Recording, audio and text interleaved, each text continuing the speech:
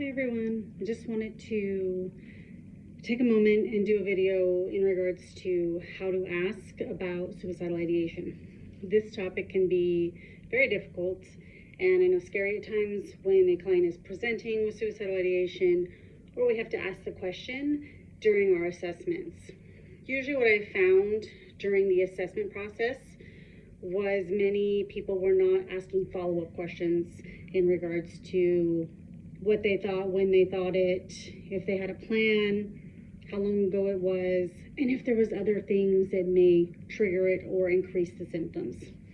So typically what I do when doing an assessment is I'll let the client know that I will be asking a lot of questions, and some of them may be uncomfortable, but that I hope that I get the best, most honest answer so I can give them the best treatment possible. So usually I'll start out with asking if they have a history of inpatient stays at a psychiatric hospital. And if they say yes, I will then ask a follow-up question of, well, when was it? And what happened that kind of put you in the hospital? What was going on in your life at that time? So they'll give you all the details. You can ask if they say anything, well, I was feeling suicidal, or I thought about hurting myself. If that's all they give you, ask another follow-up question. Well, what were some of the thoughts that you were having, or did you attempt to hurt yourself by any actions? They will give you the answer then.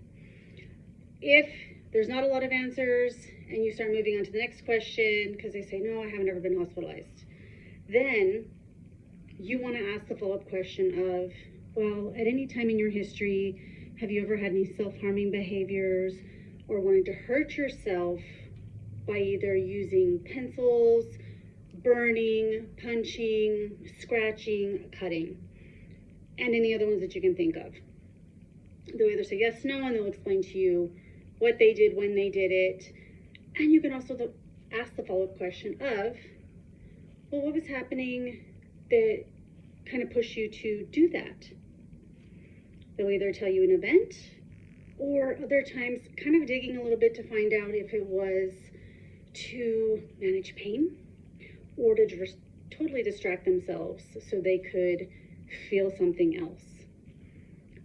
You also want to ask at any time in their history, have they ever seen shadows, heard voices, thought that things were off or out of the normal, if they were paranoid that they thought somebody was after them, or possibly in their house at any time or at school following them, especially historically. If they were an adult, we want to look back at their history of, have you ever had any suicide attempts in your lifetime? And if they tell you, no, I haven't really had anything, always ask the follow-up question of, when you were in high school or middle school, did you have any struggles or have any thoughts of wanting to harm yourself or attempt? And so they'll say yes or no. For the current ones, you want to ask, okay, well, currently, do you feel that you do not want to be alive, or that you wish you were dead and didn't want to wake up, or that something bad might happen just randomly? Most people will say no, or they'll say, well, I don't quite feel that way, but I kind of have this feeling like something's not right, or I really don't want to be here, but I don't want to not wake up. So they have this kind of feeling of, I don't want to be alive, but they don't know how to put the words to it. And maybe they don't feel like they actually want to die. So they're in that middle of having some passive SI, is what we call it. If that's the case, or if they say, yeah, I've had these thoughts, you want to follow up and say, well, what type of thoughts do you have? Like, describe them to me. That could be, well, I just thought, I don't know why I want to do this anymore. You know, maybe I'm not good enough. I can't handle it. So they'll say these phrases of kind of like giving up, this hopelessness, helplessness. So maybe they just have that. You can also ask questions about, well, what type of thoughts have you had if they are suicidal, and if they thought about how they might do it, even if they may not ever want to do it. Most will say, well, yeah, I've had thoughts, but I would never do it. And they may never get to give you any details. So you do want to follow up and say, I know this is really hard to tell me this stuff, but are you able to even give me a little bit of kind of what you thought? And remind them this is a safe place. Like, you're not going to jump to conclusions. You're not going to be scared because they're giving the information to you. They're there. They're safe. We know they're not in immediate harm. So we do want to remind them that they are safe, and we're not going to immediately send them to the hospital. Usually that helps. If they have thoughts, they give you the details. We definitely want to know when the last time they had those thoughts, how long they lasted, and if they were able to find a distraction. Music, go for a walk, kind of take a drive, talk to family, go swim, exercise. Like, we want to know, what did you do to help pull yourself out?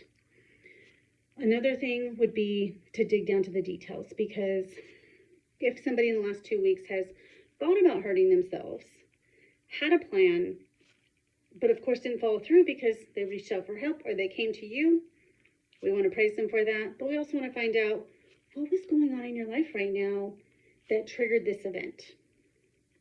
Now, if somebody says no, that they don't currently have any, or they had thoughts but they would never do it, you still need to follow up with that question of, is there anything in your life that could happen that might push you over the edge to actually follow through with your plan? We want to know this because it gives us a good gauge of their protective factors and their risk factors. And the reality of that actual item happening to kind of keep us aware. Because if we know, if it's like, well, I feel like if my grandparent dies and they're 90 years old and they're sick and maybe they have a really close relationship with that person, that's going to be a red flag for us to be monitoring the patient and how their family is doing. With that, you want to end, and if they are feeling suicidal at the time, and maybe they do have a plan, and they don't feel safe at home or going home or have family members that can kind of protect them, that's when you want to bring up the idea of, okay, I know you've been really honest, and I'm thankful for that. I feel like we should probably take this to a higher level of care, which means going to the hospital. This looks like inpatient, and it can be anywhere from 3 to 7 days. It really depends on the doctor, the medications you're giving, and how you're feeling. So while you're there, you definitely need to be honest about if they feel better or you feel worse with the suicidal ideations. Once you've completed that, you can discharge and come back here, or we can also look at residential or outpatient therapy for you. I will be here during that whole process. I will talk to the social worker. We will communicate to make sure you're taken care of. Is that something you're okay with? You want to ask their permission because it is their choice. If they say, well, I don't really want to go, I don't want to go right now, you can call family, see if they can help talk the person into it. You can even help by saying, well, we can have them bring your stuff. We can get you comfortable. You can stay here till you're ready, but I really do think you should go. Hopefully at that point, they'll go. If somebody is fully resistant, doesn't want to go, or is possibly having audiovisual hallucinations, paranoia, they're getting aggressive, you will have to then do the petition for the mandated court required inpatient. So a involuntary, and depending on what state you're in, that could be like a Title 36, 39, or other petitions. If you guys have any questions on this, please reach out. I posted the Columbia suicide assessment. I will post the other one that gives the details of each little area. And I will also be posting in the discussion 2 question, a scenario of a patient who is having audio visual hallucinations at times. So it's schizoaffective with bipolar disorder symptoms with suicidal ideation. So I kind of want to know what you guys think and how you would approach that client. That client is one that you've been seeing as an individual therapist. So just to kind of give you a heads up that that one is coming.